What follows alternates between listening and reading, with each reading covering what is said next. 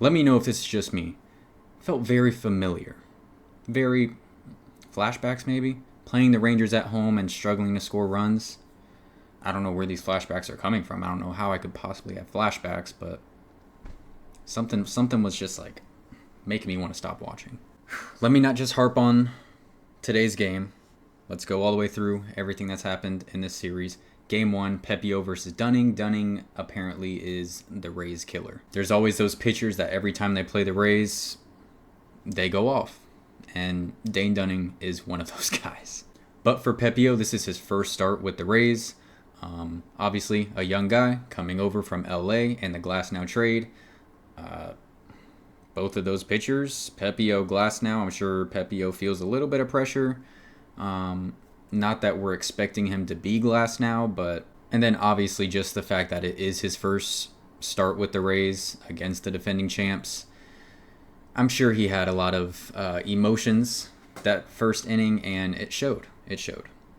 And there was that rough start for him there. He walked Simeon and Seager, and then you start to think he may find a way to escape, but Josh Young, a 3-run bomb to make it 3-0.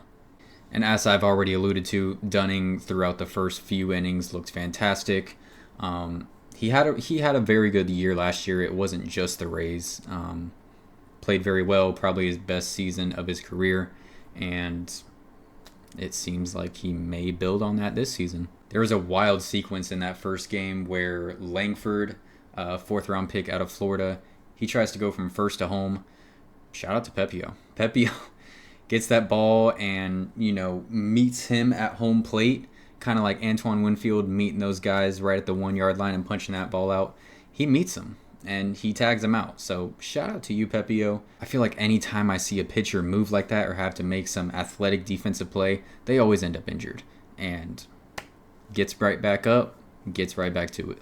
In the 6th inning, Young is able to get another RBI on Pepio, and that ends his day. So 4 runs given up for Pepio, and rough start obviously, but it's promising to see him settle in and show what he was able to do the innings following that first. Davinsky is who ends up getting brought in for Pepio. Pinto, though, has a throwing error, and that scores another Ranger, and that ends up making it 6-0. Eventually, the Rays do get something going on Dane Dunning. In that 7th inning, Palacios gets his first home run of the season, as well as Jose Siri getting his first home run. And that makes it 6-3. You're like, okay, maybe got a little bit of momentum, finally getting hits off this guy, finally scoring runs off this guy. Can we build on that? Not really. Adolis Garcia had other ideas and kind of shut down any momentum that was there in that next inning. Rays end up losing that one 9-3.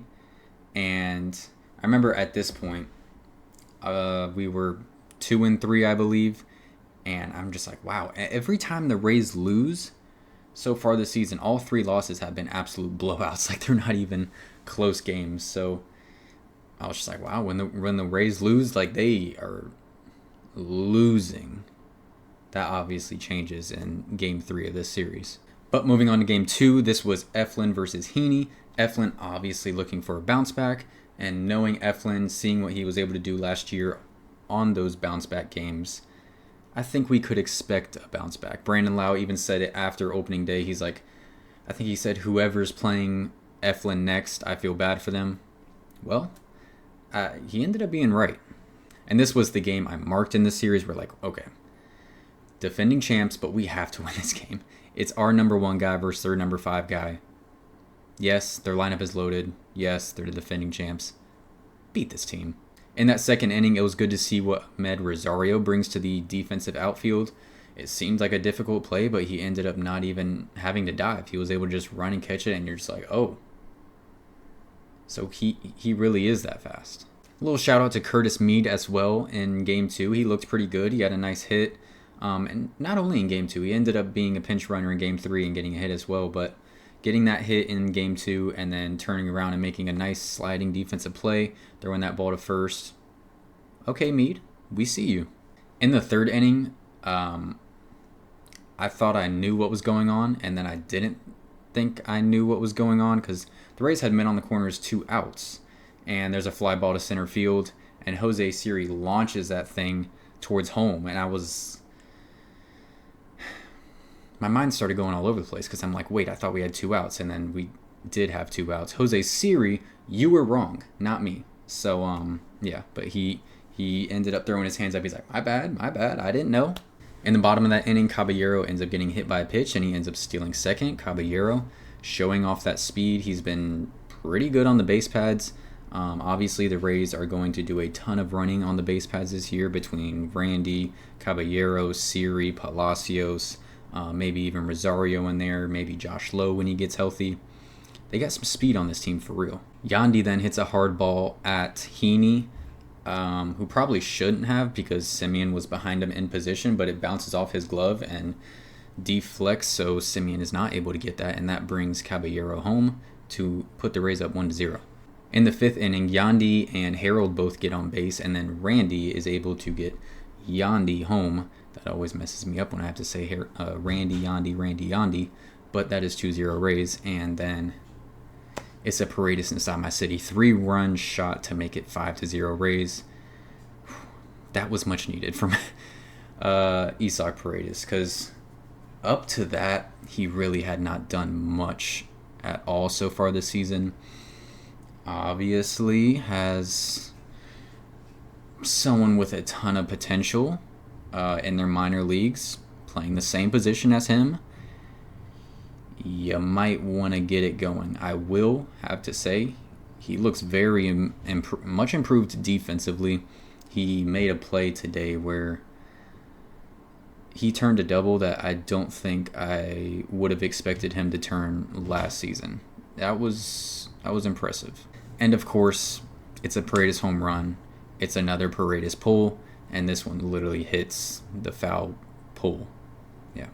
Heim gets 2 RBIs in the 7th and the 9th, and the Rays are able to hold on, not without some drama, of course, because we can't just close out a game, not against this team at least. Fairbanks is able to thankfully keep the Rangers from tying this game. Obviously, the big thing coming out of that game is the Eflin bounce back game, and the pitching in general was pretty good that game, going from Eflin to Poche to Adams to Fairbanks, even though that was pretty shaky. But hey, 2 runs, you'll usually win if you're only giving up 2 runs. In Game 3, this one is Savali versus Evaldi, and Evaldi's just another one of those guys where every time he plays the Rays, it seems like we just cannot do anything. And boy, is that the truth. It was a great pitching battle overall. Savali and Evaldi, both of them just had all of their stuff today. Savali has been extremely impressive so far this season between those 2 starts. Just playing with a lot of, obviously, the swings and misses, but there's some heart. There's some little bit of dog in Savali. In that 2nd inning, bases loaded, able to escape there, and you just, compared to what we saw in the second half of last season, let's keep up what we have so far this season, because we can work with this. We can work with this. And what was it today with all of these bloopers just into the shallow outfield? Just that, there had to be 7 of those. That was just weird. It would just be a soft ball, and they were blaming it on the turf. The turf is brand new. It's still really thick, heavy on the feet, heavy on the cleats. Sure, I guess. It was just weird. It seemed like anything that was somewhat in the shallow outfield, it was going to hit the turf. Yandy Diaz did have probably the best at-bat so far this season. There was 11 pitch at-bat, ends up drawing that walk off Evaldi. So that was a good chance for the Rays to, put some runs up on Evaldi, but Brandon Lau does strike out and then exit the game. Not exactly sure what's happening there yet. Rosario did enter for him. Hopefully he's okay. You're really, really hoping that the Lau injury bug is not biting him already. But unfortunately, I would not be surprised. And Curtis Mead, I've mentioned him already. Pretty good series out of him, like what we've seen. He gets another one of those bloopers, and he's able to get to 2nd on that. So another man in scoring position. Can we do something? Jose Siri, able to get a single into the outfield. The ball was hit pretty hard, so unfortunately Meade is not able to go from second to home. He just ends up going from second to third. You really, really wish they could have scored there because there was only one out, but Yandy Diaz with a pop out, and then Ahmed Rosario with a ground ball to third, and the Rangers escape unscathed. So at this point in the game, it was going into the ninth inning. The Rangers were up 1-0 because of a Corey Seager home run, and Clevenger enters the game in the ninth for the Rays to pitch. Yikes. He was not able to keep the game at just 1 for the Rays. It ends up becoming 4-0, not completely on him. Caballero had a pretty rough inning defensively. And 4-0. It felt pretty much out of reach just with how the offense had been throughout that game. But the Rays do make something of it. Harold Ramirez scores Paredes to make it 4-1. And Caballero almost ties this game with a 3-run shot, but warning track, Janikowski's there to catch that, and that's the end of the game. 4-1 is what the Rays lose, so they lose this series 2-1. They're now 3-4 on the season. Until, the rotation can somewhat come together, even though as a Rays fan, it doesn't feel like that's really a possibility due to injuries and just the way pitchers end up just falling apart. For the Rays, a rotation of Eflin, Savali, Littell, Rasmussen, Springs. I'd love to see that happen. Will it? I'm not sure, but in hopes, I'm going to keep preaching patience with guys like Tyler Alexander, guys like Ryan Pepio, because that's just the situation that we're in. Tyler Alexander, I don't really think he's a starter guy, especially for the Rays standards of their rotation. They usually have a very good rotation. And Ryan Pepio, you like the potential there, but he's still a young guy. We're going to go through some struggles, some ups and downs with him. So the positives from the series, Eflin and Savali. Eflin with that huge bounce back game. That's what we need from Zach Eflin all season long. Kevin Cash said if we can get a replica of Zach Eflin that we got last season, this season, we'll take that all day. And I'm completely aligned with that. Savali, he has looked much improved so far this season. His second outing probably even better than his first outing. Just looks great. Obviously not a high velocity guy. He's just going out there getting swings and misses. Keeping the Rays in this, even in a game like this today. That's one you really want to win with how well Savali pitched, but unfortunately, the offense just was not there to help him out. Another positive, defensive depth in the outfield between Reindeer Rosarena, Jose Siri, Ahmed Rosario, Richie Palacios, Josh Lowe, who's going to come back from injury eventually, and Johnny DeLuca, who's going to come back from injury eventually.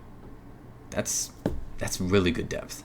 That is really good depth. All of those guys are pretty good defenders, especially guys like, obviously, Siri. Palacios has looked really good. Rosario this series, like I said, we saw a couple flashes out of him defensively. DeLuca, good defensive guy. Interested to see how they end up using him and that matchup with Siri. When do they play? Maybe they move DeLuca around a little bit more, but then there's also Palacios, who's looked pretty solid. I've liked what we've seen from Palacios. So a lot of depth there. And it's very nice to, if there is an injury, to not just see Luke Raley go play wherever that injured player was. And then the last positive I have for you guys, it's going to sound like a negative at first. I mean, it is a negative. You don't want this to happen, but it's more of like a sigh of relief type of positive.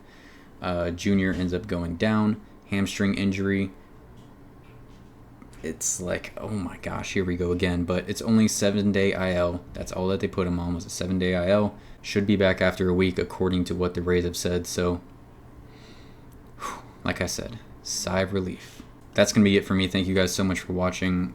tough series. Obviously, the team that, did they knock us out of the wild card? Like, did that actually happen? I don't know. Was that real? You would have liked to get a little bit of revenge, but, sometimes that's just the way it is, and we move on. We got a very, let's just call it a winnable series against the Colorado Rockies coming up. First time going on the road this season, so hopefully we can get some good results there. So once again, thank you guys so much for watching. Please like, subscribe. The Lightning just went up here on the Maple Leafs. Go Bolts and go Rays.